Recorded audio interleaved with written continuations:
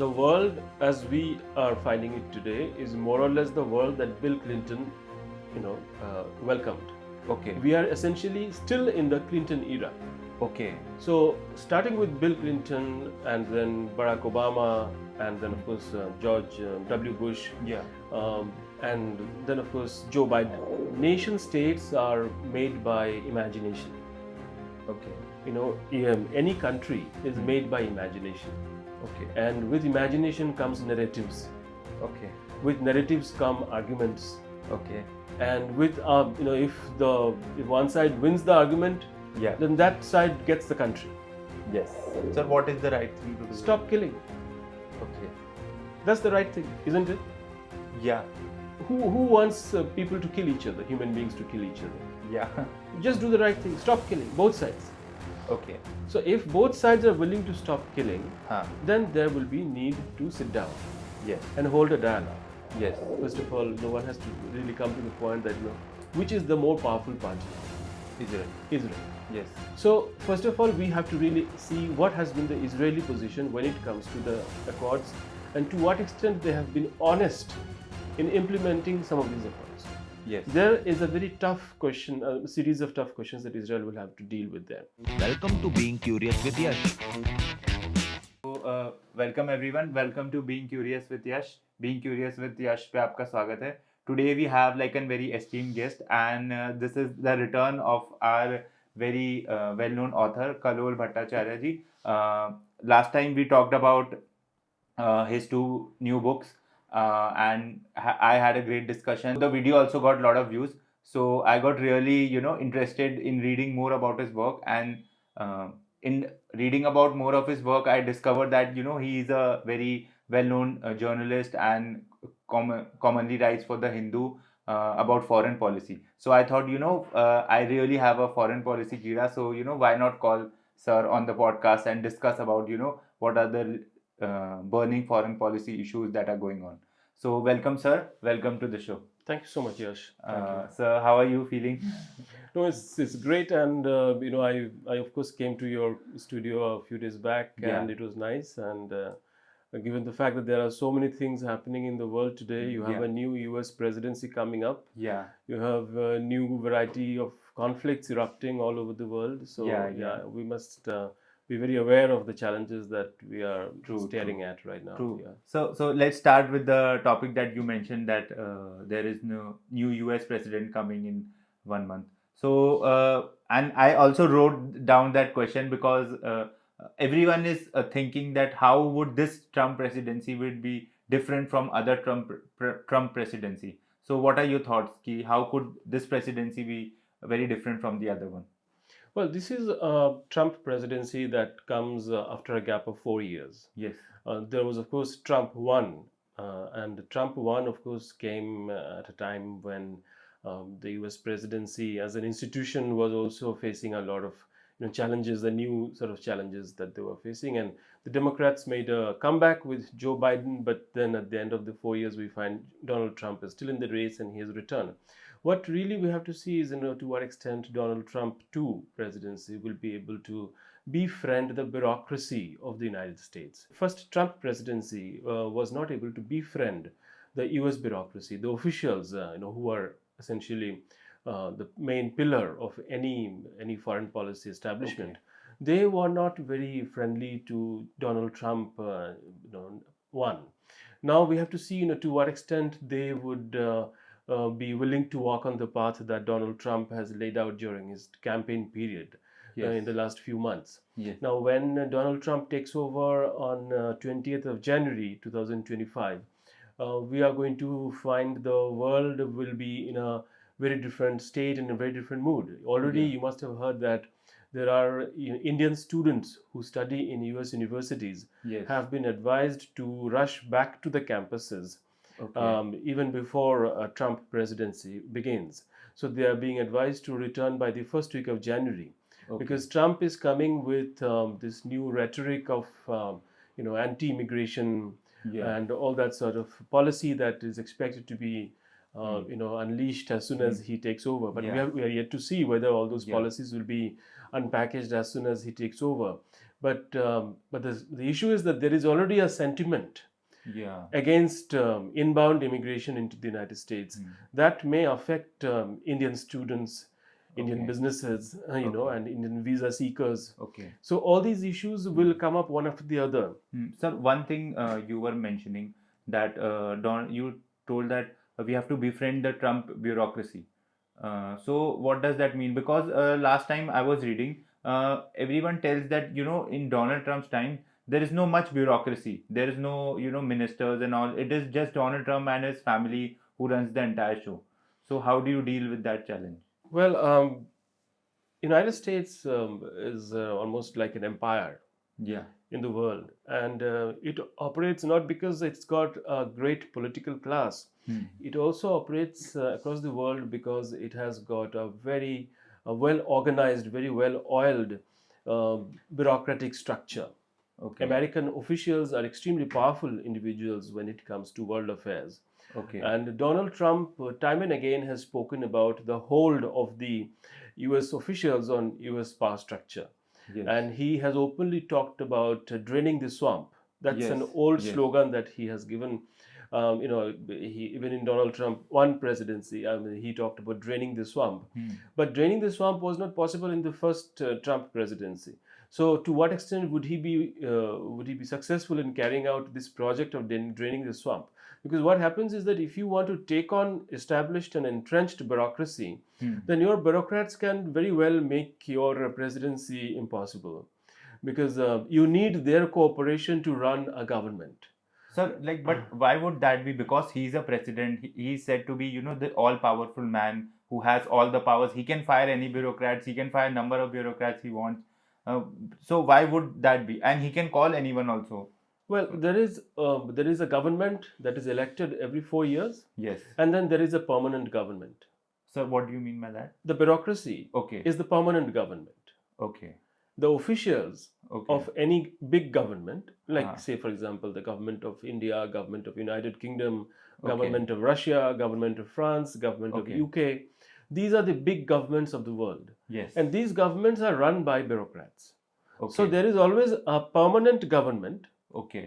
and there is of course the elected government, because these countries are run by democratic structures. Okay. Okay. So what happens is that people send their representatives every 4 or 5 years, and then you have the permanent government then reorganized and re-energized, and given a new mandate Okay. to implement. So the permanent government has to be taken on board by the Okay. elected government. Okay. So there has to be a lot of harmony between the elected government and the bureaucratic structure. So this permanent government that you said, is this what we call the deep state? No, the deep state is again something a little different from this. Okay. But a permanent government, for example, when we go onto the streets, we find a traffic police. Yes.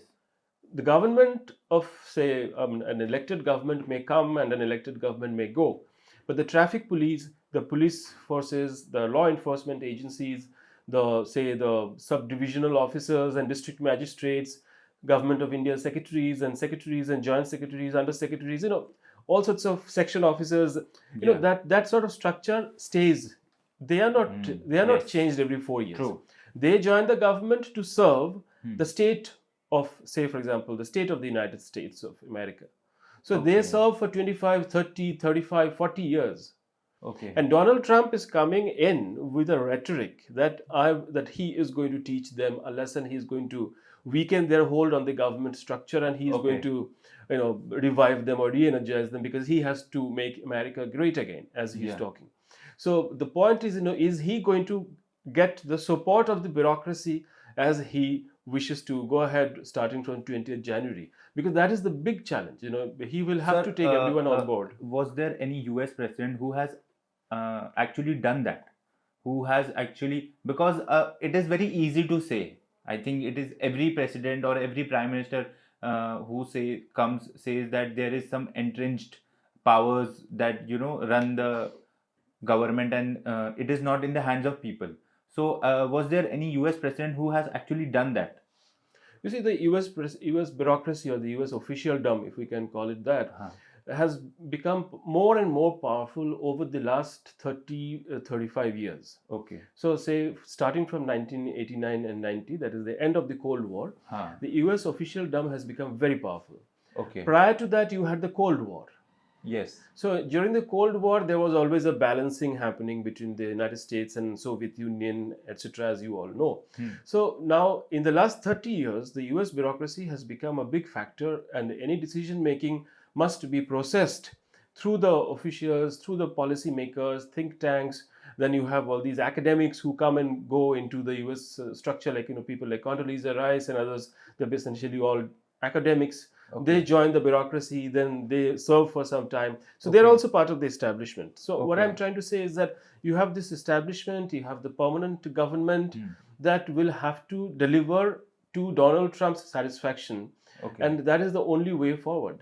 Okay. But as you asked that, sorry, but as you asked that, has anybody prior to Donald Trump ever attempted it?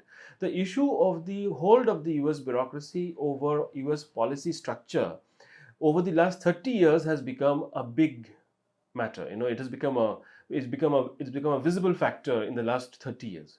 It was not so like that before, say, not so much before, say, 1989 or 90, or during, say, 1980, 70, because those were the days when the landmark, very famous presidential figures existed, like Ronald Reagan. The presidential administration used to be very powerful. So the bureaucrats also more or less worked around those presidential candidates. But then this sort of confrontation between an incoming president and a permanent government, as I'm talking about, was not really visible back at that time.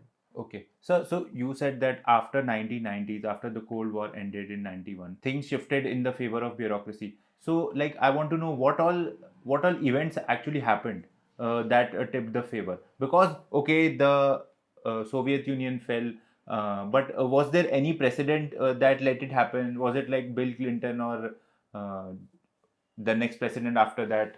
Well, the world as we are finding it today is more or less the world that Bill Clinton, welcomed. Okay. We are essentially still in the Clinton era. Okay. So, starting with Bill Clinton and then Barack Obama and then, of course, George W. Bush. Yeah. And then, of course, Joe Biden. Yeah. We see, all these candidates are, if not directly connected to Clinton, then they are friends of Clinton or been supported by Clinton. Even during Kamala Harris's campaign, Bill Clinton and Hillary Clinton came out openly and supported her, spoke in her favor, and Bill Clinton, in fact, joined the campaign. So he campaigned in her favor. So it is very obvious that the Clinton charisma of the early 1990s or the mid 1990s continues till now. So when you look at, say, the Clinton charisma or the Clinton government, quote unquote, you will see that they came at the end of the Cold War. Okay. Now, Clinton's entire government at the time was premised on the fact that United States has won the Cold War. Okay. Soviet Union had been defeated, and the Russia that Clinton had in his time was the Russia that was falling, facing a lot of difficulties. It had a very tough economic situation in the early 1990s. Yes. So Russia was not that much of a factor back at that time. Yes. So, but over the years, Russia has recovered. Yes. To greatly, and now you have Putin, who is leading a very powerful Russia today, and one can say we are looking at a Cold War too. But as you asked, how the bureaucracy has evolved, the Clinton era is the era where bureaucracy started becoming powerful. Okay. It also started, bringing in talent from outside the bureaucracy to make it richer. Okay. So you had people like, say, Madeleine Albright, who was an academic, son of famous the daughter of famous Joseph Corbell. She came in, and then this was followed by Condoleezza Rice, who was again an academic. So all these, brilliant minds who were doing really well in the academia, they were brought into the US policy circuit, and they then delivered and made the bureaucracy more and more powerful. So it is not just, government officials who are recruited to do government official tasks, but also people from the academia, people from different walks of life Hmm. who were invited to make the main Hmm. structure of the state, the Hmm. US state, very, very powerful. Okay. So what we have essentially is a very influential empire building instrument that Okay. has been presiding over the affairs of the United States over the last 3 decades or more. One person came into my mind, that was Dick Cheney. Do you think he could be the emblem of what deep state was? Because I think he was working for Chevron or some big oil Halliburton, company. yeah. Yeah, and then he joined the government, and it was said that around billions of dollars of contract were given to his company because Dick Cheney was there, and a lot of the Iraq war is also credited 2003, to. yeah. Can we think that Dick Cheney is the poster child of what the establishment, as we call in US, would be? Well, the US establishment has been evolving over the years. I mean, Yeah. we're talking about a timeline of 3 decades, 30, 35 years. Yeah. But Dick Cheney came from the business world. Yeah. He was a man from hydrocarbon. Yeah. He came from, energy, essentially crude oil and gas. But today we are looking at not just oil and gas, we are looking at clean energy. Yeah. So there are more people like, say, I'm not going to name them, but perhaps you can understand there are equal number of people from these new areas, let's say hydrogen fuel and whatnot, clean cars and etc. So you have various kinds of people now also coming to play similar roles. But Dick Cheney was the creation of his time. When he came to the establishment, when he became the vice president, and his very famous persona, very extremely forceful, and he also reportedly worked to the advantage of Halliburton. So all those things helped him perhaps, or his friends. But now is a different time, different period that we are looking at. The challenges before the world are also very different.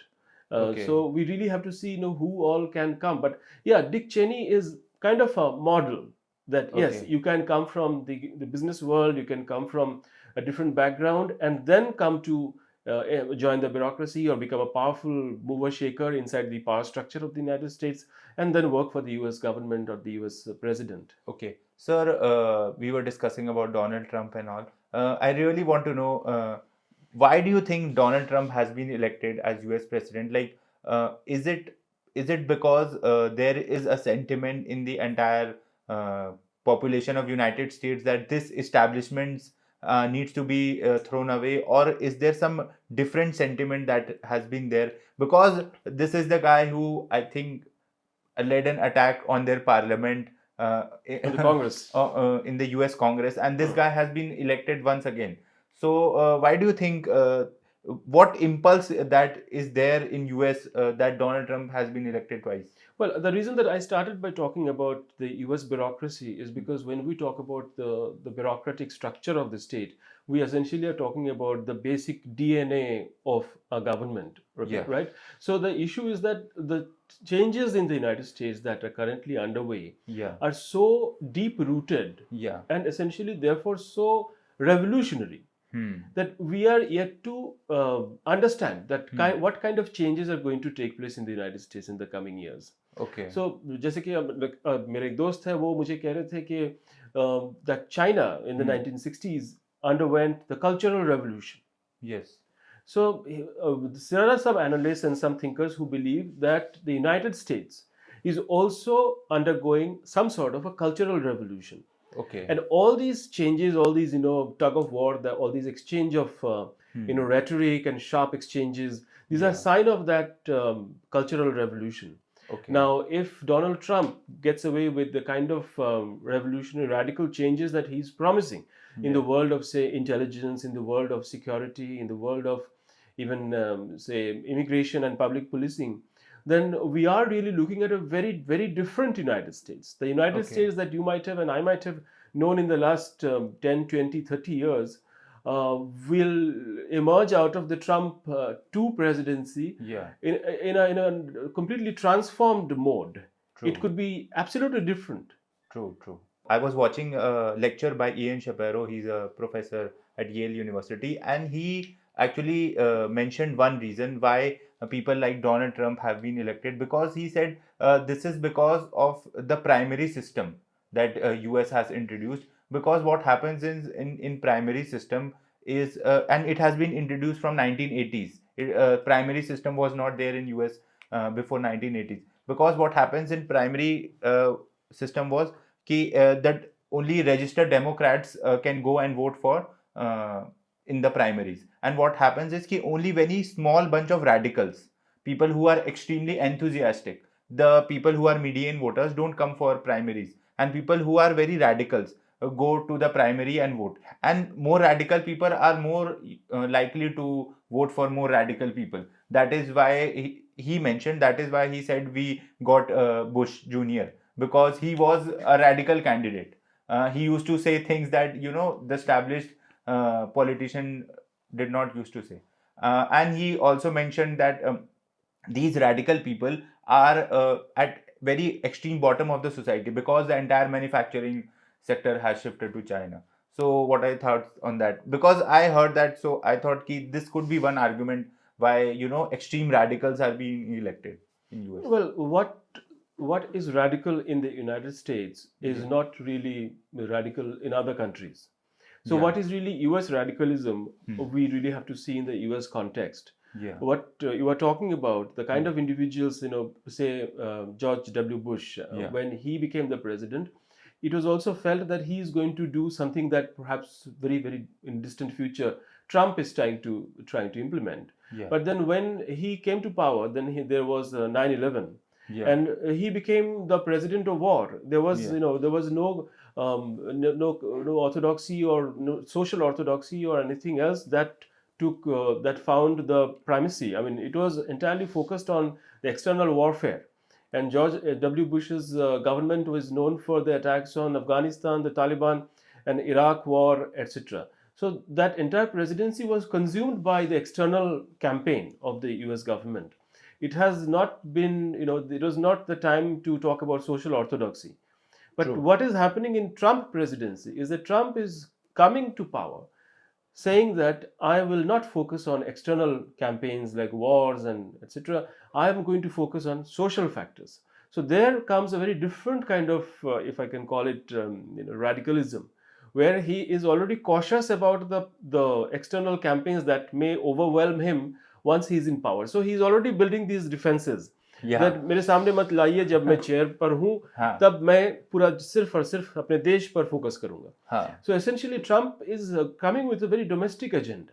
So the radicalism of Trump is not so much for the entire world, but is actually for the United States. Yeah. It is going to focus on the U.S. Polity and U.S. society, U.S. economy. So how it is going to unfold. Only the first few months, perhaps, will tell us how Trump presidency too will unfold, because we really don't think that anything that has gone before Trump, even the Shapiro's analysis that you're pointing at, I don't think even that has the full analysis of what Trump is going to start. Yeah. This is going to be very, very edgy, a roller coaster kind of a ride. True. Not just for the US, but for the entire world economy. Yeah. So talking about United States, we pull a thread and move to one of the wars that are going on. That is Israel-Palestine war. I really want to know, as we were talking backstage, that you have been to Israel and you have seen these rocket attacks and all. So what is your assessment that why do you think the October 7th attack that happened on Israel, why do you think that happened? So coming to the rocket attacks in Israel, that Israel has been living in a conflict for the last 7 decades and a half. Okay. The conflict is not with 7 October. Okay. Anybody and everybody, when you go to, say, the border of Gaza, I mean, even if you went a few years before, as I did, the first thing that you see are the missiles and the rockets that have landed on Israel from Gaza. Okay. And places like Sderot, where the killings took place on October 7 last year. Yes. These are the places where these rockets used to land from Gaza every week or every month, depending on the heated nature of the conflict. True. So the first thing that we have to remember is that Israel-Palestine relation is not a okay relation. It's not a normal relation. It's a conflictual relation. It's a relation that has evolved in a state of conflict. Okay. Let's face the truth. Israel sits in a piece of land that is historic Palestine. Okay. It is there because of historic reasons of Europe, of the developments in Europe, Okay. and also the international Zionist movement, which prompted the persecuted people of Europe and other parts of, say, North Africa, West Asia, and other places to make their aliyah, that is, the return to the Holy Land or the Promised Land, that in their religion they say the God promised that part of the world to the Jewish people. So, what could have been a collaborative cohabitation Yes. did not lead to a peaceful cohabitation, Okay. because the people who already existed there, they became part of tough exchange, so violence began. So from the very beginning, that's from 1948 onwards, the Palestinian Israelis they have been in a state of conflict, which has been further accentuated by the involvement of the so-called frontier states. Among the frontier states, Egypt and Jordan, they made peace, Okay. but then Syria never made peace. Yes. So you see, the entire region therefore remains alive Yes. in terms of a Yes. heated conflict. Yes. So I mean, it is in that overall historical, a situation that you really have to look at October 7. Okay. So we can't really say, that the conflict began on October 7. It would be a misrepresentation of a conflict. We have True. to be sympathetic towards the people on all sides, Okay. and we have to see, how the conflict, how long the conflict has been raging. Okay. One thing is correct, that those October 7, in terms of the intensity or perhaps brutality, it was really overwhelming. Yes. And now the ongoing campaign that we are witnessing in Gaza, I mean, this has gone on for so long, Yes. and the loss of lives of especially women and children is so deeply disturbing, Yes. that everybody needs perhaps an end to this conflict. True. True. Now, a lot of credibility of the incoming U.S. administration is going to depend on how they will deal with this conflict and if they can really calm it down. Okay. Because the big challenge is, of course, that the Netanyahu administration believes that Iran is the main mover shaker when Okay. it comes to the Okay. problems that they have been facing. Okay. And the second issue is that can the U.S. administration convince the Israelis to recognize the need for a two-state solution in the present context? Okay. So these are extremely difficult negotiations that Donald Trump presidency will have to sit down for. Sir, so a lot of points you have touched on this. So first point I would like to touch is that you said that it has always been an Palestinian territory, and because of some historical reasons, it was given to Israel.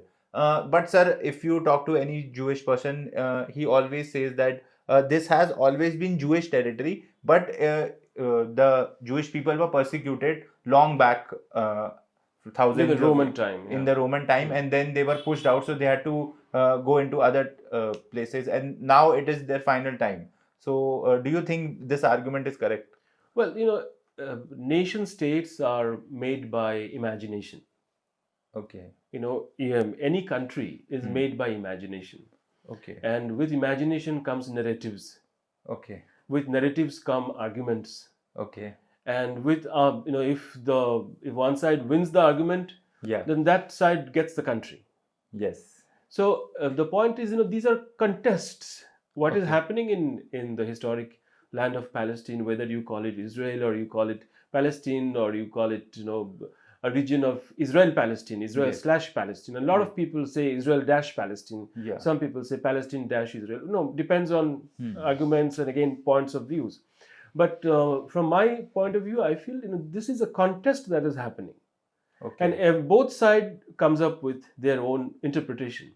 Yes. But what is the basic thing that we have to recognize here is that the basic thing is do the right thing. Okay. Sir, what is the right thing to do? Stop killing. Okay. That's the right thing, isn't it? Yeah. Who wants people to kill each other, human beings to kill each other? Yeah. Just do the right thing. Stop killing, both sides.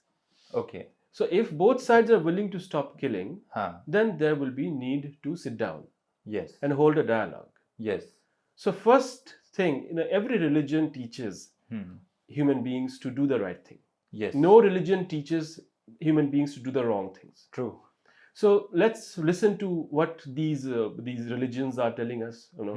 Here you have the two classic religions, that is Islam and Judaism. Yes. Judaism, which is certainly more ancient than Islam True. itself. True. So, what are these religions telling them? Do the right thing, fight for your rights. Yes. So, do the right thing means stop fighting, stop Yes. killing each other, Yes. and next sit down Yes. and live. Yes. So, they have to get back to living. Yes. And to live with each other, they will have to support each other. Yes. So you said they have to support each other. But again, in the current context, Yeah. first of all, there has to be reconciliation. Yes. First of all, there has to be a lot of sympathy for each other. First of all, they have to understand that both sides have suffered Yes. enormously. So if they don't recognize these, if the tempers don't calm down, then they won't really come to a position to have these dialogues with each other. So it's a very difficult, very painful process. Yeah. But that process can only begin if they do the right thing, which is that stop killing.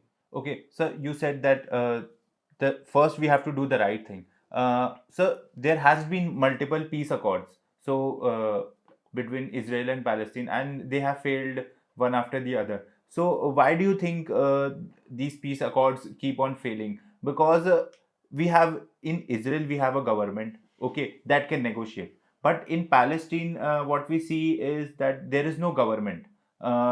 matlab, the structures of government is not there. As we say, there is no establishment. As we talked about in US, that there is a fixed bureaucracy. In Palestine, we say firstly there was some Yasser Arafat and his party negotiated the entire thing, and then he was killed. And then after that, after some years, Iran started sponsoring Hamas, and Hamas is more like a militant group, and Hamas clearly states that we have our entire motto is to annihilate Israel. Israel should not be there. So, how do you think these things can be resolved then? Well, of course, in life we all want black and white answers. Yeah. But a conflict like this, which is one of the oldest running conflicts in the world, we can't expect simplicity in this kind of a conflict. So we True. have to first of all reconcile to the fact that we are dealing with a very complicated situation True. where there will be surprises in every turn. True. So you said that why accords have failed or Yeah. peace accords have failed. Not all peace accords have failed. Okay. You have the Camp David Accord between Yes. Israel and Egypt. Huh. That still holds. Okay. Israel and Egypt have not fought a war or have not fought an active conflict after the Camp David Accord. Yes. After that, you have to remember that there was a peace agreement between Jordan Yeah. and Israel. Yes. That is also held. Yes. Yes. These two agreements are holding. Yes. So you have a situation here where certain agreements are surviving the extreme pressure Yes. of live conflicts that Yes. they are receiving from all sides. Yes. On the other hand, you have a situation where two parties are failing to come together, despite everyone asking them and pleading them to sit down and talk, because the whole world is suffering because we have to see the visuals every day on TV, on our Yes. smartphones, etc. Yes. And it's very, very painful to even to look at the visuals that are coming from Gaza or Lebanon, South Lebanon, or Beirut, and even West Bank. So you mentioned that why Israel and Palestinians are not able to come to amicable solution. Yes. The blame has to be, first of all, one has to really come to the point that which is the more powerful party here? Israel. Israel. Yes. So first of all, we have to really see what has been the Israeli position when it comes to the accords, and to what extent they have been honest in implementing some of these accords. Yes. There is a very tough question, a series of tough questions that Israel will have to deal with there. Now, Okay. second, what happens is that you have the Palestinians. Yes. You mentioned the Palestinian state. Palestine, after 1996, the first election after the landmark agreement, when Bill Clinton officiated over it, you have a situation among the Palestinians where there was also a contest for power. Who is going to lead the future Palestinian government? Yes. So it was in that context that a fight for Palestinian power took place between Yasser Arafat's Fatah and Hamas. Okay. And in the early 2000s, Hamas became the face of the governance in Gaza because they won the election Okay. in Gaza They Strip. democratically won the They election. democratically they fought an election, and they became the more powerful party, and they became the mover and shaker. They became the government in Gaza Strip.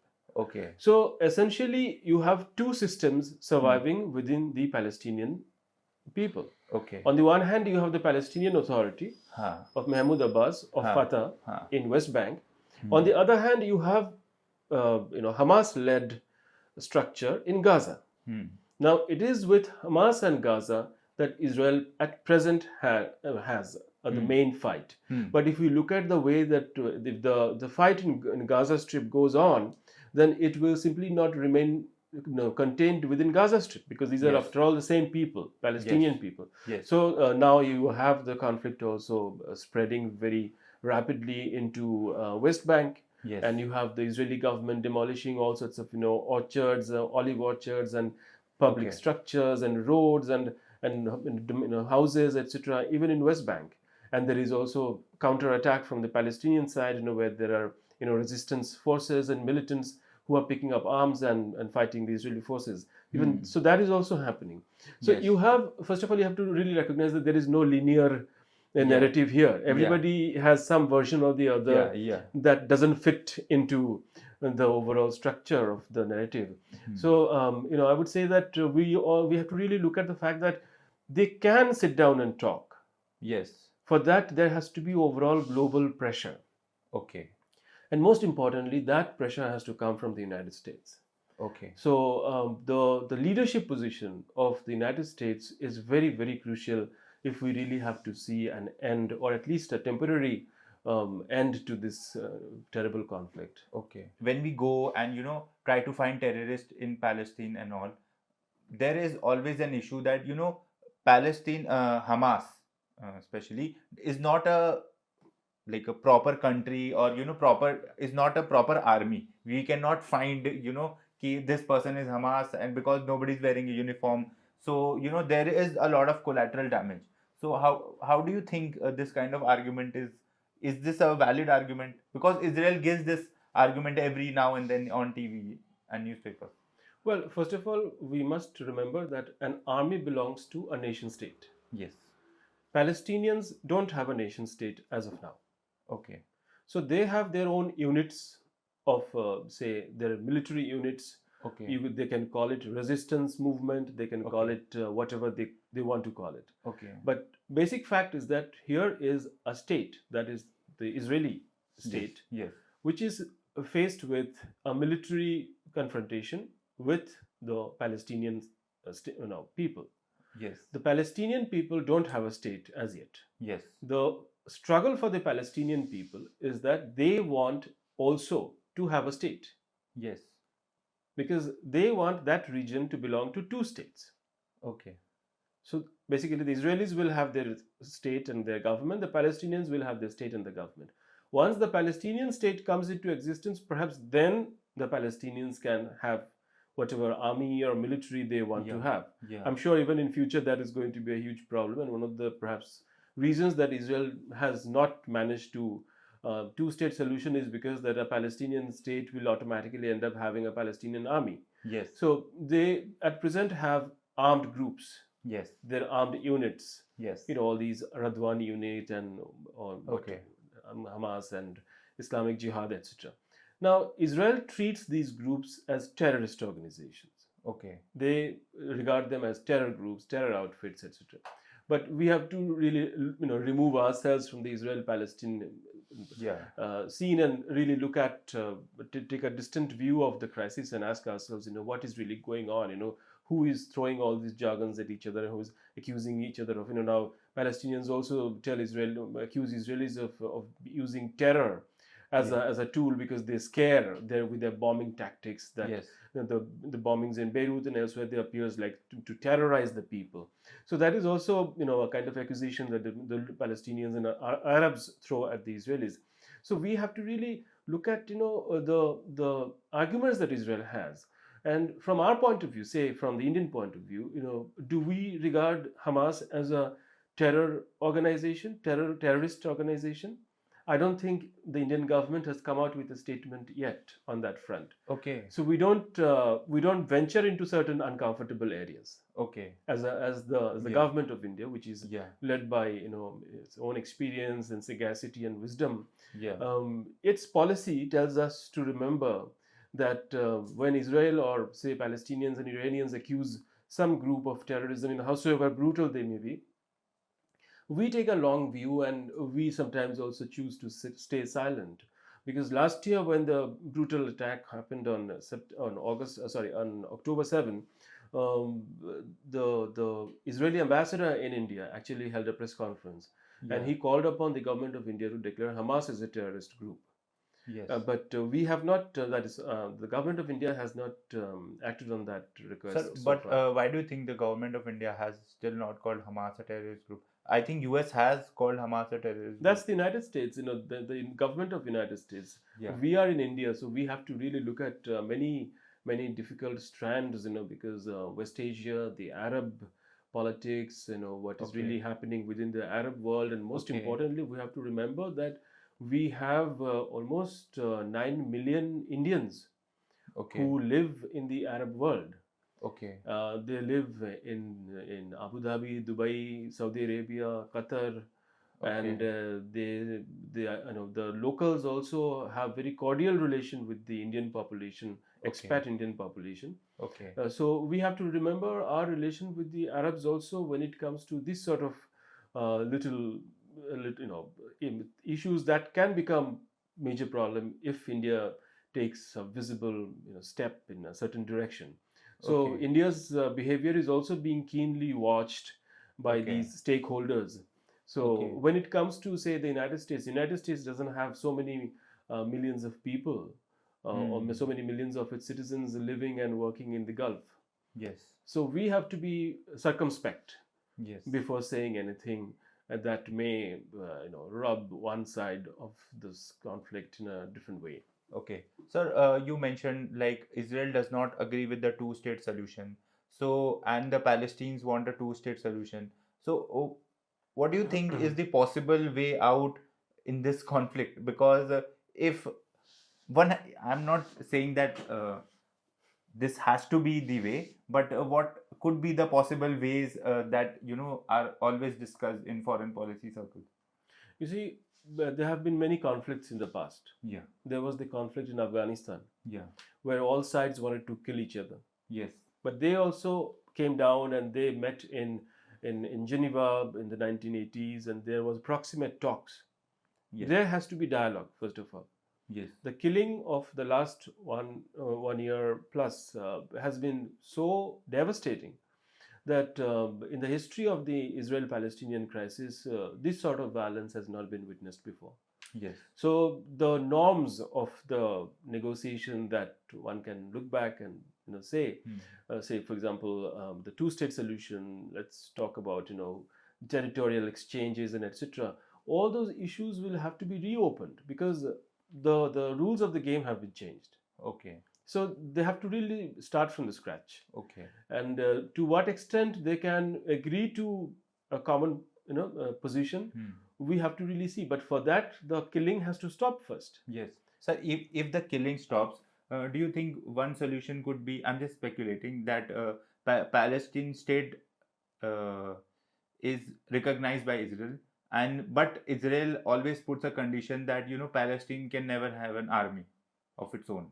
Well, I mean, you are optimistic, but even the fact is, to what extent is a Palestinian entity, not even a state, Yes. will be tolerated by Israel? Okay. Because the infrastructure of Gaza is more or less finished. Okay. So, what part of Gaza will be part of a future Palestinian entity? Okay. Will it be state? Will it be a proto-state? Will it be an arrangement, or will there be peacekeeping forces in the region for some time? Yes. Or we have no clear future visible for this particular conflict as of now. Yes. So all of these will be, as you're suggesting, that let there be a state minus the army. Yes. So the issue is, will Israel even agree to a state, or will Israel agree to just an administration supported or controlled by external peacekeeping forces? Yes. say, peacekeepers from Europe and Yes.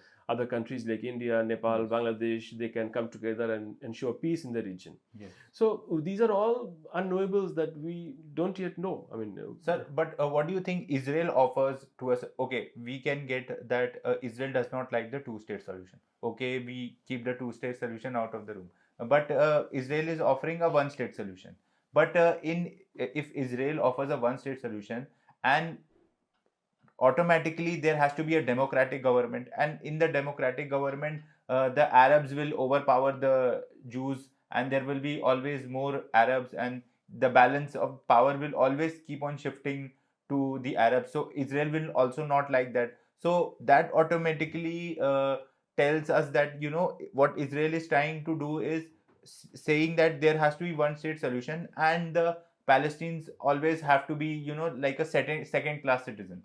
well, Israel even today Huh. has many Palestinians Okay. who are Palestinian Israelis. Okay. The ones that you are talking about are the Palestinian Palestinians. They live in West Bank and Gaza. The Yes. issue is that Israel controls these places. Yes. And that is what the world regards as occupation. Yes. So the first move towards a dialogue is that end occupation. Okay. That is the classic starting point. Okay. That once you end occupation, then the war will come to an end, and then Okay. there can be negotiation for Okay. formation of a Palestinian state. Okay. But here we have to remember that we are two Indians discussing this among Yeah. each other. But Yeah. here, just imagine if either of us was a Palestinian and you were, or perhaps you or I would be an Israeli. Yeah. Imagine how heated the conversation would have been by now. Yes. So we are removed from the conflict zone. So therefore, Yeah. we can discuss all these scenarios in a Yeah. cool and calm manner. Yeah. But the issue here is that if Israel has to really withdraw its forces from West Bank and Gaza, more importantly from Gaza, Yes. end the occupation, end the military campaign, Yes. and only then ask the Palestinians that if they have a similar move also, which can start the dialogue. For that, we are really looking into distant future, because the situation right now is that we are looking at a heated conflict which is killing dozens of people every day in Gaza and other places. So nobody knows what the end solution is, but let's be hopeful. But And we all know what is the right thing to do. Yeah, true. Yeah, a basic principle actually from this conversation I really learned that first follow what is the right thing to Right do. thing to do. Just stop killing. Yeah. And after that, Huh. other right things can follow. Okay. Okay. So do you think like in Palestine there has to be someone like a very tall figure that actually unites people, someone like a Nelson Mandela or a Mahatma Gandhi has to be there, that actually preaches something like a non-violence, and then because actually what we see in Indian freedom history, Palestine ultimately want freedom from Israel occupation. So what we see from Indian freedom history that we Indians were always constantly trying to push out the British, but we could not match their warfare techniques, and we were always divided. Once some tall figure came, tried to unite us, and one in the entire freedom movement happened. Do you think something like this could actually could be a possible solution in Palestine if this kind of thing happens? That we should end violence first. Try to unite as much as we can, and then go to the Israelis and talk to them in the bargaining table. Well, as far as Palestinians are concerned, there is already a system called Palestinian Authority. Okay. That is, sitting in Ramallah, in West Bank. Okay. So, as far as representing or giving leadership to the Yeah. Palestinian people Yeah. is concerned, Yeah. that system exists. But it's always said that system does not have the wherewithal or the backing of the entire Palestinian people. No, that is because Gaza had suddenly voted in the early 2000s for Hamas, and Okay. Ismail Haniyeh and others were so popular, so they got the government running there, or rather the Okay. structure running there. Okay. But now you have the situation where Gaza is more or less erased. Okay. At least the political leadership of Hamas and etc. totally gone. So that leaves us with the Palestinian Authority in West Bank.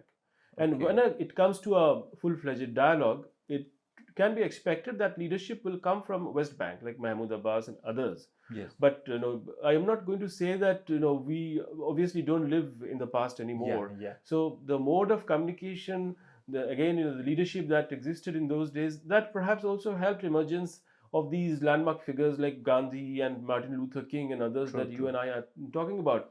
But in today's context, given the advancement in communication technology, when ideas can move so fast, negotiation can also hopefully move equally fast if you have a sit down discussion. So I won't really say that we really require Nelson Mandela type figures, because the fight is so unique and so brutal Yes. that we really need to somehow convince these forces to sit down and stop this killing as soon as they can. Because I don't think I'm going to wait for the Paigambar to come and stop Yeah. the war, Yeah. because they have to stop the war themselves. One last question on Israel-Palestine. Like when the conflict happened and the October 7th actually escalated everything, there was a lot of buzz in the news that this happened was timed because there was Israel and Saudi were trying to normalize the relations, and if they could have, they would have normalized the relation. Uh, the entire face of the Middle East would have changed, because two big powers who have big budgets and big militaries could actually normalize the relations, and they would have put a lot of pressure on Palestine, and Arab sentiment would also be more towards Israeli cause. Do you think that this attack was planned because they wanted to actually spoil the Israel and Saudi relations? Well, first of all, we have to remember that there was never really, on the surface, Yeah. Saudi-Israel relation. Yeah, but they were always trying Well, back channels to well, normalize it. one can say that there Yeah. were these all these back channels Yes. working, but then the Saudis have never really acknowledged it officially. Okay. They have never acknowledged it officially, and if you look at the speeches that have been made by the Crown Prince of Saudi Arabia in the last 1 year, it becomes very clear that now Saudi Arabia will not sit down for any sort of discussion or even negotiation with an entity like, say, Israel, Okay. unless and until the issue of Palestine is resolved. Okay. So that's a very clear Saudi policy. I mean, that's in black and white in the speeches of the Saudi leadership, especially the Crown Prince. So whatever one can say might have happened at the back channel that was not acknowledged by the Saudis, I would say is really a matter of distant past, because things have changed dramatically in the region, and nothing will be the same, especially in Israel's relation with the Arab world, and mainly the main Arab countries like, say, Saudi Arabia, which obviously didn't have a relation to begin with. So to what extent can we even expect that there could be a relation between Saudi Arabia and Israel in the given circumstances? So there is really no possibility of that sort of terms of engagement at any point with Saudis. Okay. Okay. So talking about the conflicts and all, now I want to focus on our backyard, that is Bangladesh, and what all events that have happened in Bangladesh in recent past. It has been said that India was got totally off guard because the recent change in government and the unrest and all. First question I really want to point out at that is the buzz in social media is that the US was a very big part in what happened in Bangladesh. So do you think that US was playing a very big part in what happened in coup d'etat that happened in Bangladesh? Well, I don't know whether it will be okay for me to talk, if we can really pinpoint at Yeah. U.S. Hands in this But particular case. But what I can say is that historically, there has been a lot of cases in which you can definitely pinpoint that US had. well, we can go in that direction, and I can Yeah, show you a yeah. little bit. So when Mr. Muhammad Yunus Yeah. went to the United States in September, Yes. he went to attend the UN General Assembly's annual session, and one of the persons who came to meet him was Bill Clinton, the former president of the US. Okay. And it was a Clinton Foundation event Okay. where Muhammad Yunus brought the student activists Okay. who were instrumental in throwing out the Sheikh Hasina government. Okay. In that event, Muhammad Yunus described the student activists and student coordinators as genius. Okay. And it really found a lot of cheer from the American participants who were present in that meeting. Okay. So it tells you that whether or not there was active participation from the American side, there obviously was enough appreciation Yes. for the change that has taken place. To Okay. begin with, we have to remember that the United States has been the largest investor in Bangladesh economy. Okay. But strangely, the political relation has been totally opposite of it. Why would that be, sir? Because Sheikh Hasina was in power. Okay. And Sheikh Hasina, in her own speeches and her own personal family narratives that she presented Hmm. to conquer people's confidence, Huh. she came across as, she, in a way, positioned herself as an anti US political figure. Okay. Because there was always this rumor that her father, the late Sheikh Mujibur Rahman, and her most of her family, in fact, her mother and her several brothers, others, sisters-in-laws, and others, they were killed on 14th August night, that is 15th August morning, in 1975, Yes. in a coup. Yes. And it is always alleged that there was some sort of an American involvement into the killing of Sheikh Mujib. Okay. And it comes across from Sheikh Hasina's repeated statements that she also probably believed that Okay. there were such forces in the US establishment who did not want her to continue in power. Okay. And in fact, as late as in January this year, and she talked about white man Okay. who reached out to her, saying that if you give the United States a naval base, Yes. then we would ensure that you stay in power forever. Okay. So that sort of statements that Sheikh Hasina made also gave us some idea that the relation between the US and the Sheikh Hasina government Yeah. couldn't really reach the positive state because of the broken down nature of the political Okay. leadership and the relation at the level of the political leaderships Okay. on both sides. That is not the case with Muhammad Yunus government. Yeah. Though it is an interim government, Yeah. it has a very close relation with the US establishment. Okay. Soon after the interim government came to power on 7th August Hmm. 2024, Hmm. the US State Department sent a very high level delegation to sit down and engage with the Bangladesh government. Okay. So it gives you a lot of hint that the kind of warmth and comfort Yeah. that Sheikh Hasina government failed to provide Yeah. to the US government in terms of bilateral exchanges, True. that has in a way that has come back into Okay. Bangladesh's relation with the United States. So if you are trying to tell me that yes, US was involved, perhaps US might have wanted a friendlier government, Okay. and they have a friendlier government in Dhaka right now. Okay. Okay. Got it. So you told about that US actually wanted, or people in US wanted some naval base in Bangladesh. Actually, I've read somewhere that this proposal was also forwarded to India, not about naval base or some military bases in India. Do you think, or have you noticed in your foreign policy readings that whenever US goes to some country and you tries to help, they want to actually put their military or some kind of their military installation also there, and that is the part of the bargain, because they have done this in Pakistan. US has significant military presence there. They used to have. I think they must have be having. I do not know about the recent. And in Afghanistan also they had. So do you think US has this kind of terms and conditions that they always try to negotiate some military presence in the country? Well, I don't want to surprise you or your viewers, but United States did have huge military presence in India Okay. at some point. Okay. But that is before 1947. Yes. Okay. So when the Second World War was being fought, Yes. and the Allied power, as we know them, Yes. was basically fighting the war against Nazi Germany and Imperial Japan. Yes. So India was part of the Allied forces. Yes. Our soldiers were fighting with the Americans and the British soldiers in Europe, in North Africa.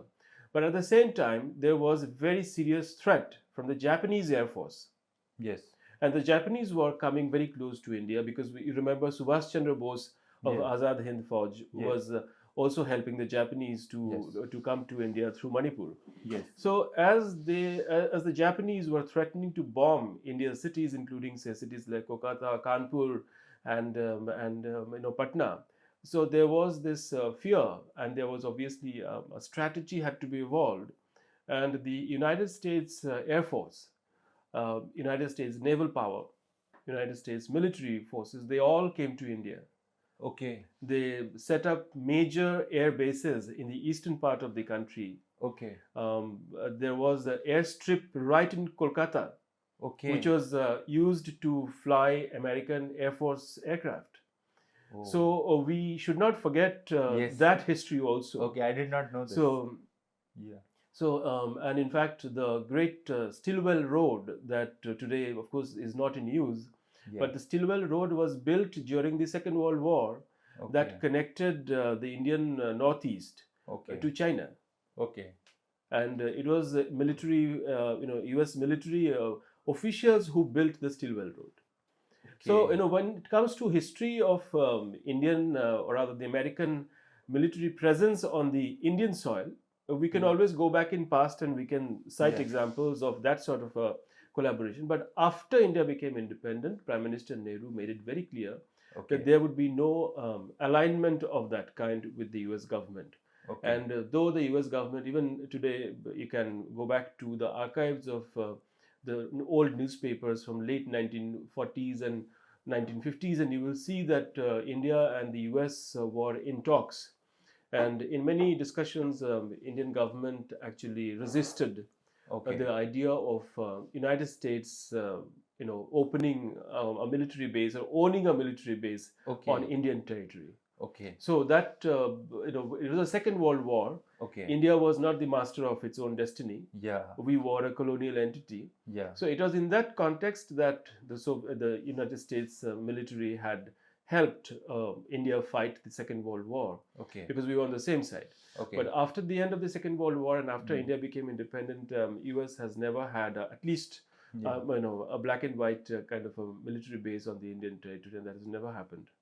Okay. Okay. Crazy. But then, as you asked, but Yeah. the issues of St. Martin's Island that Bangladesh is talking about, Okay. I mean, we never really had that sort of arrangement with the US at any point. But then there were, of course, the occasional visits of the US ships and bilateral engagements, and now, of course, we have the quadrilateral called Yes. Quad, Yes. under which Indians and then the Americans they will collaborate on the various projects, as it's well known. Okay. Okay. Crazy. This detail I did not know, that Americans actually had a base before 1947. But That's till 1945, till the end of the Second World War. yeah, yeah. But we can always say the Spanish had a base, the Portuguese had a base at No, that time. they owned the Portuguese owned territory. They owned Goa. Yeah. It was part of their country, Okay. their government. Yeah. The French had their enclaves. Yes. So that was part of their imperial position. Yes. But the United States never had that sort of imperial position because it was not an imperial power, so to say. Okay. Of course, they had some imperial territory in Philippines and those areas in the Pacific Ocean region, but they never really had any imperial because it was a very distant part, the other part of the world. So they never had anything here. So it was a very different entity. Yeah. And we are talking about military bases. Yes, Now, yes. a military base is very different from a colonial position. Yeah, yeah, obviously. You can be a free country and yet you can have a military base. Just like Germany has the Ramstein base that the Americans hold. But don't you think so that when you have a military base, a certain part of your sovereignty gets compromised because now the Americans can actually fly in and out of your country, and they don't require your permission, kind of thing starts to happen, and some different military sitting in your country, things could escalate out of your control. Well, being a military partner with the superpower is very different from being a military partner with XYZ countries. Okay. So if any country has to be a military partner of the United States, the terms of engagement with the superpower are entirely different from terms of engagement between any other country. So the issue is that superpower is the superpower of the world. Yeah. That's the reality. They dictate the terms. They dictate the terms. So if you Okay. get into a military engagement or a military collaboration with the US, especially if a military base has to be opened on your territory, then it is quite obvious that it is a subservient position that the partner country will acquire when it comes to the superpower. And here by superpower we mean the United States. So Okay. it's a very different talk. But if there are two countries that are engaging, say Bangladesh and India, or India and Indonesia, then we understand, nobody is going to cross a particular red line. True. But when it comes to you engaging with a vastly superior military power like the United States or say even Russia, then you one has to be circumspect. Okay. Because then doing a military base kind of a thing with that country will be quite True. a different thing than one can do it, say perhaps with other nations, but not True. so easily with the most True. powerful country in the world. Now we can include China in that also.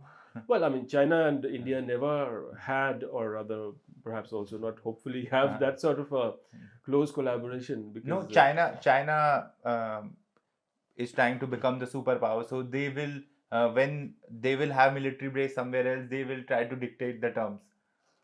it will be very, very different because China doesn't have that sort of history, especially in South Asia. Yeah. I mean, whereas the Anglo-Saxon players in the world, if you go back in 200 years, you have them being heavily invested in South Asia, going all the way back to 1810, 1790s and 1780s. Yeah. So the Anglo-Saxons have Yeah. played around in South Asia for Yeah.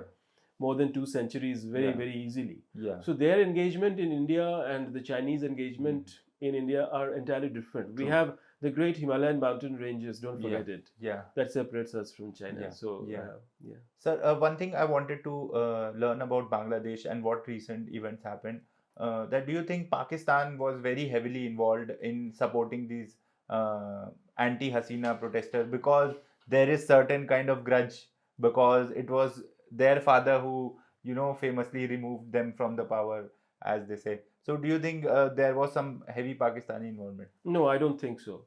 Okay. I think what happened in Bangladesh was very domestic and very unique to Bangladesh. Okay. And we should not actually try to spot Pakistan in every non-Pakistan kind of drama. Pakistan doesn't have a role in the film that is happening in Bangladesh. Okay. The Bangladesh. But I think the Pakistani would like to take the credit. No, even if they try to take credit, we should tell them that they don't even have a side role in the Bangladesh film that is currently unfolding. Okay. The situation in Bangladesh has been unfolding gradually. Yes. It has taken several years to come to this situation. The government of Sheikh Hasina was becoming unpopular over the years progressively. Okay. There was very clear, sort of sidelining of all the other political parties. The political space was not open. So as a result, public expression of sentiments was not happening. The whole discourse that we were seeing in the media was actually dishonest. So people's genuine sentiments were not allowed to come on the surface. So it was therefore, as you said, that India didn't have an inkling about what was going to happen in Bangladesh is because nobody in the Bangladesh media was speaking in an honest manner. Nobody was doing an honest reporting about the sentiment of the people. So it was waiting to happen. But that it has happened in certain way is because a lot of interesting cast of characters have been introduced into the play in Bangladesh. You have not just Muhammad Yunus but the student coordinators, who are essentially very, very young boys, who are barely, some of them like 21, 22. They have emerged as leaders, and it's they who are calling the shots.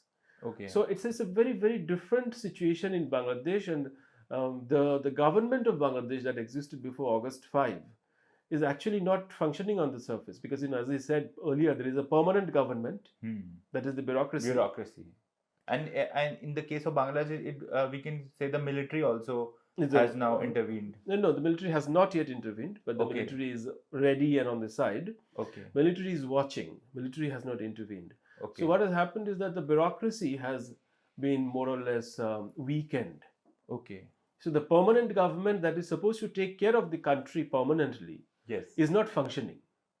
So you have an interim government which has come in, Okay. and it is failing to revive the permanent government because it is the Okay. permanent that the bureaucracy, police, and others, they have been so badly intimidated by the interim government and these student activists and coordinators, Okay. because they were the ones who are doing the lathi charge and doing Yeah. the shooting and true, etc. true. So the students and their parents and all those people, they are very clear that these police and others, they're the villains of the story. Okay. So we must have nothing to do with these police forces and etc. But without the police, the law and order system breaks down. Who will govern and will who will govern? maintain the Who law will and- maintain the law and order? So True. there we come back to the issue that we are talking about when you're talking about Trump. Yeah. That to run any government in a constructive manner, True. you need to take everyone on board, especially the bureaucracy. Yes. And without the bureaucracy, you cannot govern successfully. Yes. And in Bangladesh's case, that is more true because in the last 100 days or so, the Yunus government has not managed to restore policing. Okay. So as a result, there is rampant crime happening all over the country. Okay. So not just crime or criminal activities. I mean, the police is not even turning up for crime prevention or even for the scenes of crime. Okay, because they have been so heavily terrorized.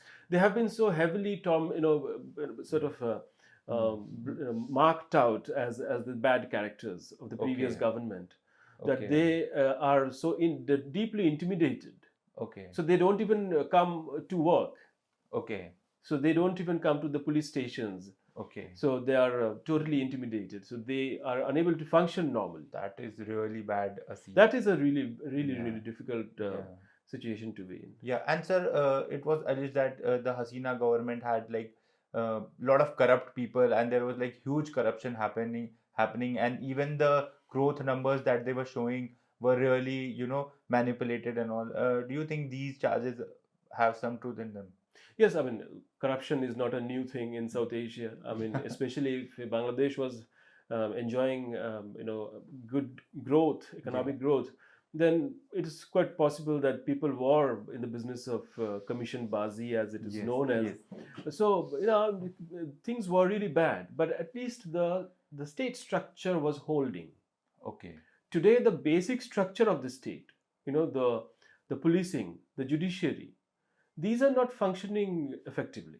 Yeah. So as a result, what you have is total meltdown. But sir, as you said, that the state structure was holding. But everywhere you read, there were reports that the election that the Sheikh Hasina government had conducted was totally rigged, and there was they did not have the popular confidence. So one does not know what was the reality.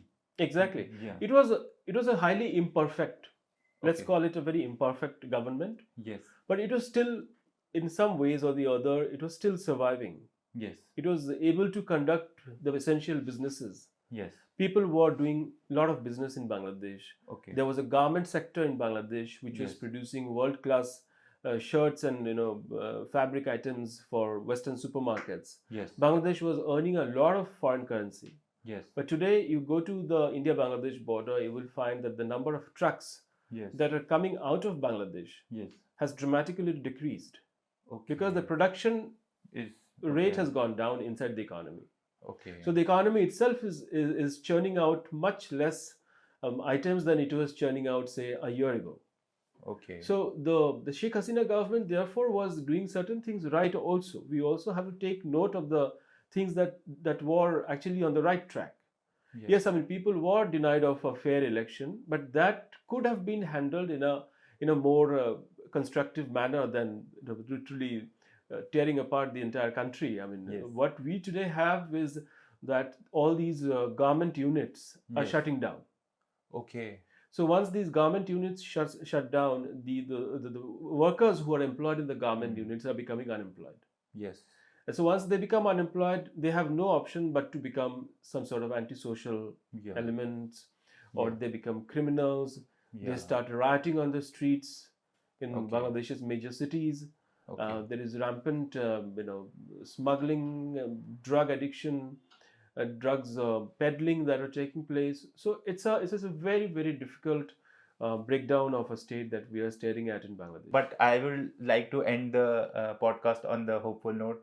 Any books that you are reading currently that you would like to recommend? We really talked about a lot of different issues about US and Israel, Bangladesh. and I really learned a lot. So, any books or articles that you would like to recommend? Well, I'm actually reading lots of articles and lots of journals, research journals right now, and I'm spending my free time that is away from my work. I'm reading old newspaper articles. Okay. So because I find that sometimes reading old newspaper articles are also very instructive because it's not that because just last few days I have not been reading any book, but I've spent a good number of hours reading the Cold War history, Okay. etc. from the 1960s and 1950s, Okay. and that really tells us how the path that the world should take Hmm. is one of it's not necessary that we get caught in this permanent warfare Yes. forever. Yes. There is always a way out, Yes. and the way out is possible only when we understand and we reconcile to the fact that it is more beneficial to do business. Yes. It's more beneficial to travel. Yes. It's more beneficial to do trade. Yes.